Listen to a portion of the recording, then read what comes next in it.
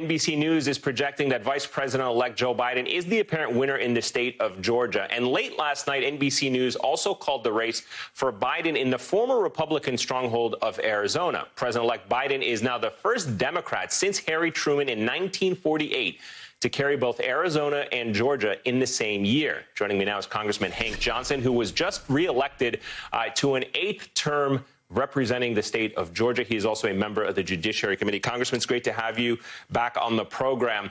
Let's talk a little bit about your home state there. How are you feeling about the Democrats' chances in these two Senate runoff races? What will it take for you to win? Well, I tell you, thank you for having me on, Ayman. And to see Georgia in blue on your map, that's the first time I've seen it. And in fact, it's the first time that it has happened in about 30 years.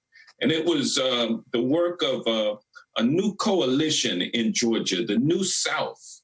Georgia leads the New South. And this new coalition is, consists of Black and brown people, Asian Americans, and forward-thinking white people, went to the polls in record numbers and voted in a Democratic president, as I say, for the first time in 30 years. And this is something that we have an opportunity to duplicate on January 5th by electing 2 United States senators from the state of Georgia to then constitute a equal Senate with a Vice President, Kamala Harris, who will be in a position to break the tie.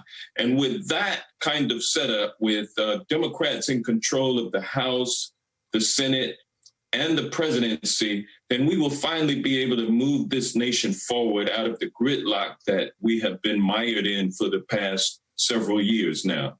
How do you and how are people in Georgia reacting to the Republican senators, Loeffler and Perdue, demanding that the Secretary of State, Raffensperger, resign? Will it create a rift within the Republican Party, you think? Yeah, that act is not going over well in Georgia. Georgia understands that we need to elect 2 partners for President Biden.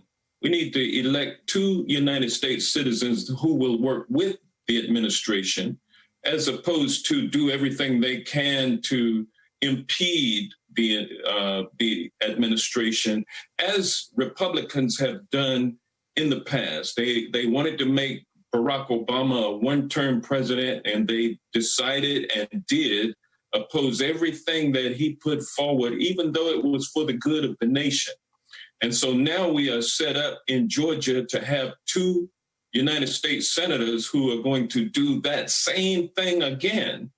And Georgia can't afford to put itself in position to sacrifice its own needs as a state by electing 2 United States senators who are pledged to not work with this incoming administration. We need 2 partners, and that's why we need to elect John Ossoff and Raphael Warnock to these 2 seats in the United States Senate. And we're going to need a lot of help from everybody across the nation in order to get it done. Yeah, and I should note to our viewers that rally we were talking about there, that joint rally, that indoor rally for Senators Loeffler and Perdue is getting underway right now in Gwinnett County on the left side of your screen there.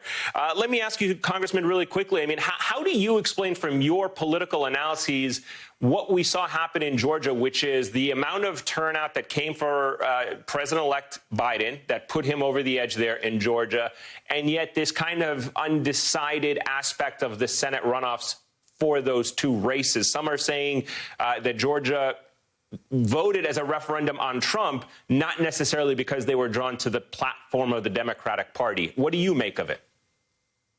Well, I think the fact that we have 2 people in position in a runoff to win on January 5th that's something that has never happened before in this state or in fact in the nation.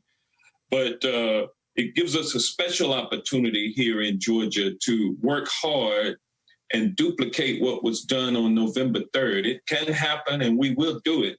As I said, this new coalition, this New South coalition that has been put into place was activated, motivated, organized, and got out and voted in record numbers. Over 5 million Georgians voted this time, almost 1 million more than voted in 2016.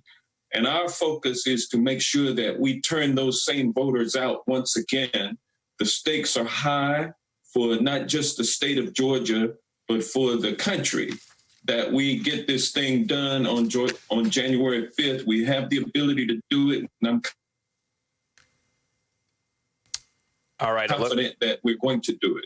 Georgia elected, by the way, Georgia was one of the states that elected, that flipped a Republican seat and put it into the Democratic column. So we're making great progress here in Georgia. All right, Congressman Hank Johnson of Georgia, sir. Thank you very much for your time this afternoon. Appreciate it.